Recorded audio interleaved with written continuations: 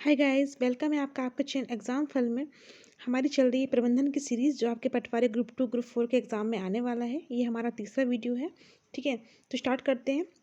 संचार की वह विधि जिसमें एक ही स्रोत को बड़ी संख्या में रिसीवर को एक साथ सूचना को प्रेषित करना शामिल है कहा जाता है। ठीक है, संचार की वह विधि जिसमें एक ही स्रोत को बड़ी संख्या में रिसीवर को एक साथ सूचना को प्रेषित करना शामिल है कहा जाता है जनसंचार। क्या कहा जाता है? जनसंचार।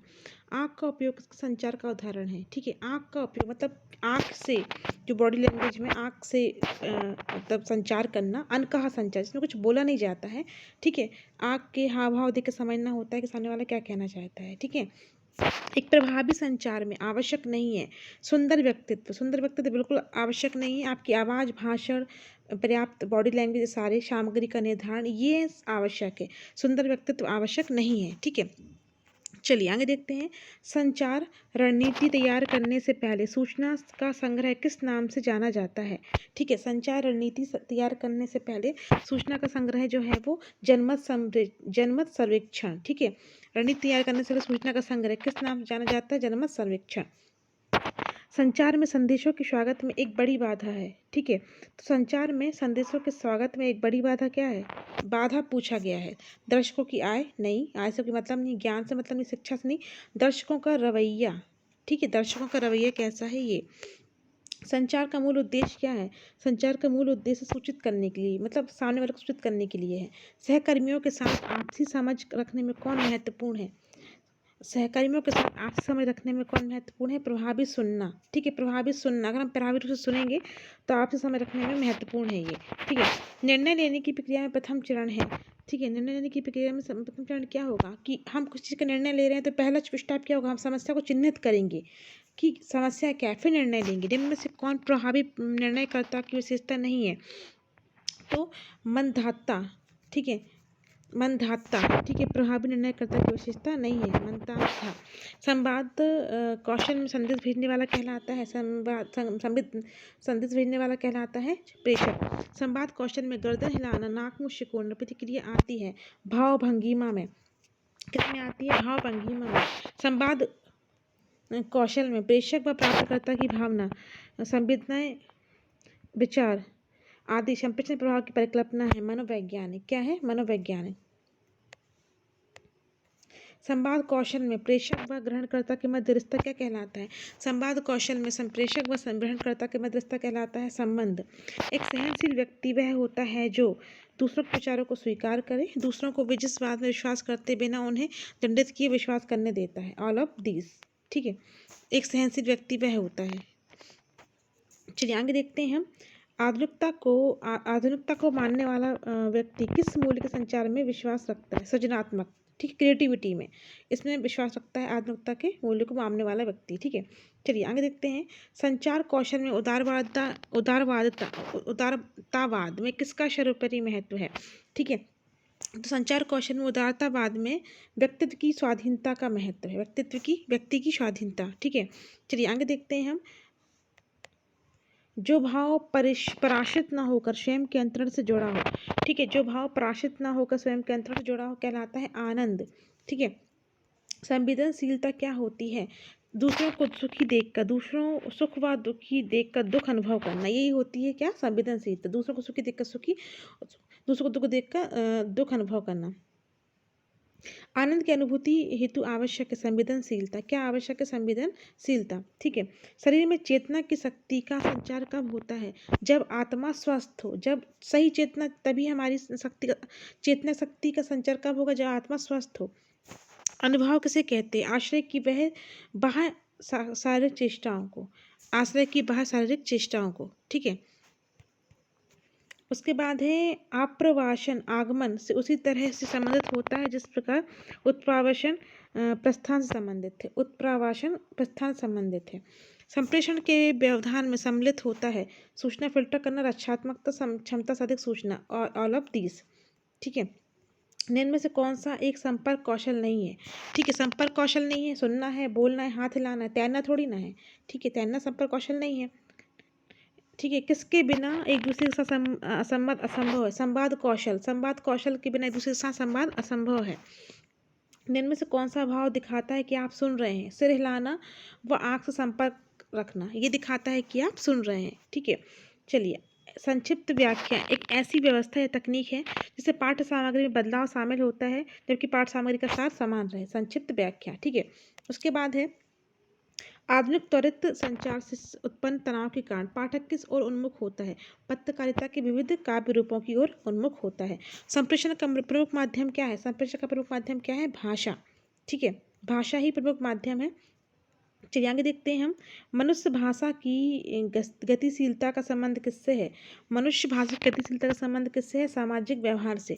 संवाद में नींद में बात करने वाले व्यक्ति को कहा जाता है सोमनिलोक्विस्ट। सोमनिलोक्विस्ट कहा जाता है नींद में बात करने वाले व्यक्ति को।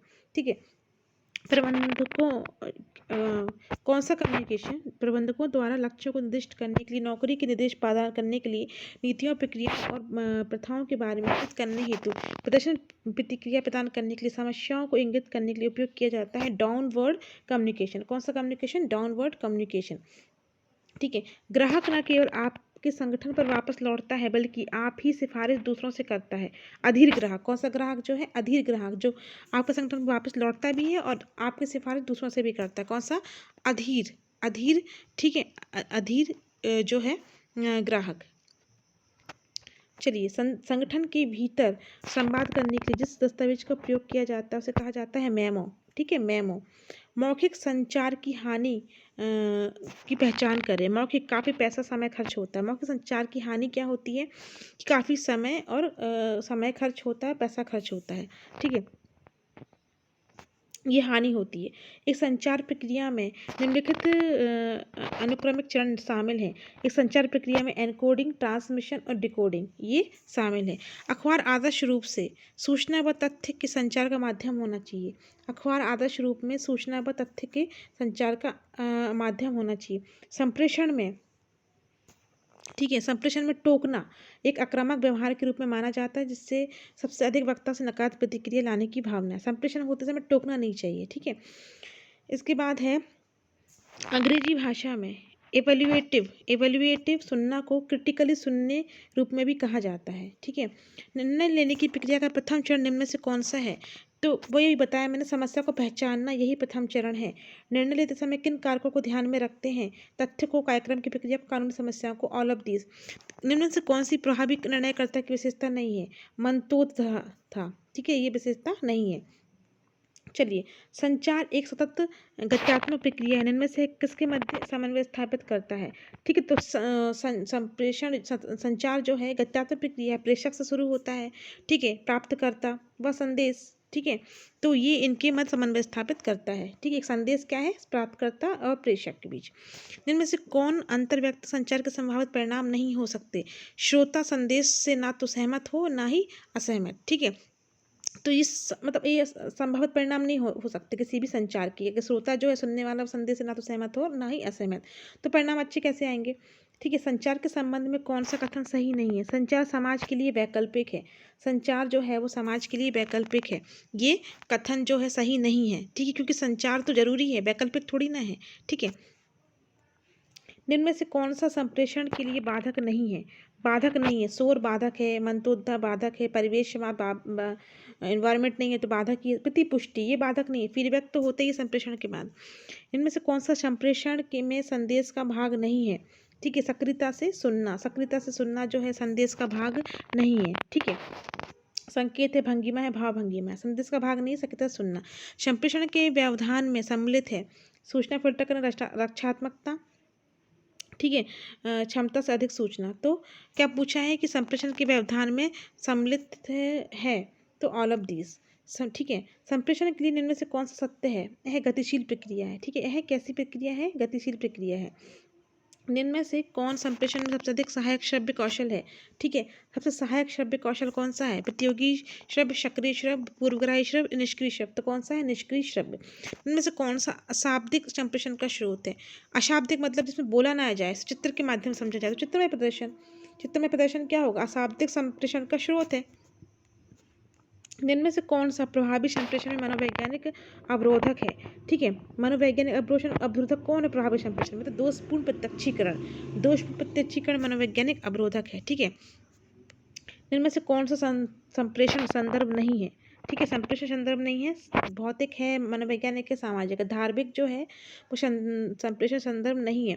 अशाब्दिक संप्रेषण के लिए आवश्यक शर्त है प्रेषक व ग्राही दोनों ही एक ही सांस्कृतिक परिवेश के होने चाहिए। ठीक है, मतलब अशाब्दिक, हम किसी को बिना बोले समझा सकते हैं। कब? जब प्रेषक मतलब सूचना देने वाला और ग्राही सूचना लेने वाला दोनों ही एक ही सांस्कृतिक परिवेश में होना चाहिए, तो ये आवश्यक शर्त है। ठीक है, उसके बाद इनमें से कौन सा संप्रेषण जो है कौशल के मूल्यांकन का सर्वाधिक उपयुक्त पैरामीटर है? तो क्या होना चाहिए? फीडबैक। ठीक है, एक प्रभाव संप्रेषण मूल्यांकन कैसे, जब भी कोई संप्रेषण हुआ है तो उसका मूल्यांकन करने के बाद, ठीक है, क्या देना चाहिए? फीडबैक। ठीक है, तो ये सर्वाधिक उपयुक्त प्रचलन है। चलिए आगे देखते हैं हम। नेक्स्ट क्वेश्चन है हमारा, इनमें से कौन सा संदेश संप्रेषण का माध्यम है? उच्चारित, भावभंगिमा, लिखित, ऑल ऑफ दीज। एक स्वस्थ व्यक्ति इनमें से कौन से माध्यम से सबसे अधिक सूचना प्राप्त करता है? ठीक है, तो एक स्वस्थ व्यक्ति तो देखने के माध्यम से। ठीक है, संप्रेषण का सही अनुक्रम क्या है? प्रेषक जो संप्रेषण शुरू करता है, संदेश और पाने वाला। इनमें से कौन सा संप्रेषण प्रभावी होता है? जब संदेश व चिन्ह सही संप्रेषित होते हैं। ठीक है, उसके बाद है शार्प फ्लोर कार्यकर्ता इनमें से किसके साथ जुड़े होते हैं? तो निम्न फ्लोर स्तर के साथ। चलिए आगे देखते हैं, इनमें से कौन कार्यशील पूंजी का स्रोत नहीं है? तो कार्यशील पूंजी का स्रोत नहीं है असुरक्षित आवधिक ऋण। असुरक्षित आवधिक ऋण। चलिए, कच्चे माल की खरीद के लिए, ठीक है, कच्ची माल की खरीद के लिए भुगतान और बिक्री से नकदी की वसूली के बीच के समय अंतराल को क्या कहा जाता है? अंतराल को जाना जाता है नगद चक्र। कच्चे माल की खरीद के लिए भुगतान और बिक्री से नकदी की वसूली के बीच का समय अंतराल को कहा जाता है नगद चक्र। ठीक है, मानव संसाधन योजना प्रक्रिया में प्रत्येक वर्ष इनमें से कौन से चरण आवश्यक हैं जो उसमें परिवर्तन को शामिल कर सके और उसे अधिक उपयोगी बना सके? व्यापार के लक्ष्य को सुनिश्चित करना। क्या है? व्यापार के लक्ष्य को सुनिश्चित करना। ठीक है, स्टीरियोटाइपिंग लोगों को आंकने की प्रवृत्ति है जो कि समूह अवगम पर आधारित इससे भी संबंधित होते हैं। स्टीरियोटाइपिंग, ठीक है, क्या है? लोगों को आंकने की प्रवृत्ति है।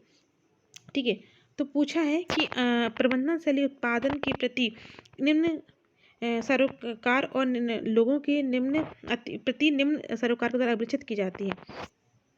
हस्तक्षेपी प्रबंधन शैली उत्पादन के प्रति निम्न सरोकार और लोगों के प्रति निम्न सरोकार के द्वारा अभिलक्षित की जाती है। ठीक है, व्यक्ति फैसले और निर्णय लेने में वस्तुनिष्ठ, विश्लेषणात्मक और अव्यक्तिक हो सकता है। चिंतनशील व्यक्ति जो है फैसले लेने में वस्तुनिष्ठ, विश्लेषणात्मक और अव्यक्तिक हो सकता है। ठीक है, उसके बाद है एक अनूठा व्यक्ति जो ब्रांड का हिस्सा होता है माना जाता है। ब्रांड निशान, कोई भी ब्रांड निशान होता है किसी भी कंपनी का। ठीक है, चलिए, जब कोई क्रेता लाभांश रहित दिनांक पर किसी विक्रेता से शेयर खरीदता है तो कौन सा लाभांश रहेगा? लाभांशकारी। ठीक है, उसके बाद है इनमें से कौन सा निधि का स्रोत है? शेयर खरीदना। ठीक है, केवल मकान का विक्रय। ठीक है, केवल मकान का विक्रय, लिए गए पैसों का ब्याज, तो उपरोक्त सभी। लोग अपने कार्य को बेहतर प्रदर्शन करते हैं तो उन्हें सहायक प्रतिक्रिया दी जाती है और वे संबंध की आवश्यकता के अंतर्गत आते हैं। ठीक है, संबंध की आवश्यकता के अंतर्गत आते। प्रबंध का अंतिम कार्य सूचनाओं का संप्रेषण करना। संगठन में समन्वय का उद्देश्य नियोजन से, प्रक्रिया के संचालन से, संगठन में समायोजन से, ऑल ऑफ दीज से। ठीक है, सरकार बजट के माध्यम से निम्नलिखित किन उद्देश्यों को पूरा करने का प्रयास करती है? आर्थिक विकास प्रोत्साहन, आय व संपत्ति का पुनर्वितरण, संतुलित क्षेत्रीय विकास, ऑल ऑफ दीज। क्या होगा? All of these. बजट के निम्नलिखित संगठन में से कौन कौन से हैं? बजट प्राप्तियां, बजट व्यय, तो क्या होगा? दोनों ही, आ और बा दोनों। सरकार के कर राजस्व के अंतर्गत निम्नलिखित में से कौन शामिल है? कर राजस्व के अंतर्गत आयकर, सीमा शुल्क, ठीक है, और निगम कर, सभी जो है वो शामिल हैं। ऐसे व्यय जो सरकार के लिए किसी परिसंपत्ति का सृजन नहीं करते कहलाते हैं राजस्व व्यय। राजस्व व्यय जो है वो सरकार के लिए किसी परिसंपत्ति का सृजन नहीं करते। निम्नलिखित अप्रत्यक्ष कर कौन सा है? तो सीमा शुल्क, उत्पाद शुल्क, बिक्री कर, ये सभी जो हैं वो अप्रत्यक्ष कर हैं। पूंजी बजट में शामिल करता है पूंजीगत प्राप्तियां और पूंजीगत व्यय, ये पूंजीगत बजट में शामिल करता है। ठीक है, विकासशील देशों के लिए कौन सा बजट सबसे उपयुक्त होता है? घाटे का बजट। विकासशील देशों के लिए कौन सा बजट सबसे उपयुक्त होता है? ठीक है, विकासशील देशों के लिए कौन सा बजट सबसे उपयुक्त होता है? ठीक है, घाटे का नहीं होगा ये होगा संतुलित बजट। ठीक है, राजकोषीय नीति के अंतर्गत किसे शामिल किया जाता है? राजकोषीय नीति के अंतर्गत सार्वजनिक व्यय, सार्वजनिक ऋण, कर, ऑल ऑफ दी सभी को शामिल किया जाता है। ठीक है। भारत में 1 रुपये का नोट कौन जारी करता है? तो भारत सरकार का वित्त मंत्रालय जारी करता है। भारत का वित्तीय वर्ष है, तो भारत का वित्तीय वर्ष है 1 अप्रैल से 31 मार्च। ठीक है, लेकिन अभी 1 जनवरी से 31 दिसंबर हो गया है। ठीक है, अभी ये 1 जनवरी से 31 दिसंबर हो गया है। ठीक है, लेकिन फिर भी अभी यही चल रहा है। नहीं, आरबीआई का है 1 जनवरी से 31 दिसंबर। ठीक है, और भारत का है 1 अप्रैल से 31 मार्च। ठीक है, चलिए आगे देखते हैं हम। बजट घाटे के से आस है उस स्थिति से जिसमें सरकार का बजट प्राप्तियों से अधिक होता है। ठीक है, जैसे सरकार का बजट प्राप्तियों से अधिक होता है। ठीक है, बजट घाटे से आशय उस स्थिति से है जिसमें सरकार का बजट व्यय प्राप्तियों से अधिक होता है। ठीक है, चलिए आगे है। बजट संतुलन में तब होता है जब कुल व्यय और कुल प्राप्तियां बराबर होती हैं। निम्नलिखित में से सरकारी बजट के संबंध में कौन सा कथन सही है? बजट सरकार की अनुमानित वार्षिक आय तथा व्यय का विवरण है।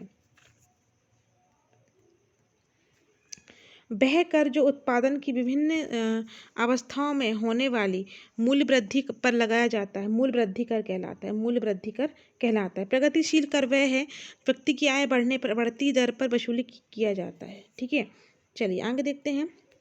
वह कर जिसका भार उसी व्यक्ति पर पड़ता है जिस पर वह कानूनी तौर पर लगाया जाता है कहलाता है प्रत्यक्ष कर। ठीक है, प्रत्यक्ष कर जिस पर लगाया जाता है उसी पर भार पड़ता है। जिस संपत्ति का कोई कानूनी वारिस और उत्तराधिकारी नहीं होता तो उस संपत्ति से सरकार द्वारा अर्जित की गई संपत्ति को कहते हैं एज चीट। यदि प्राथमिक घाटा 3,500 तथा ब्याज का भुगतान 500 रुपये है तो राजकोषीय घाटा होगा 4,000 रुपये।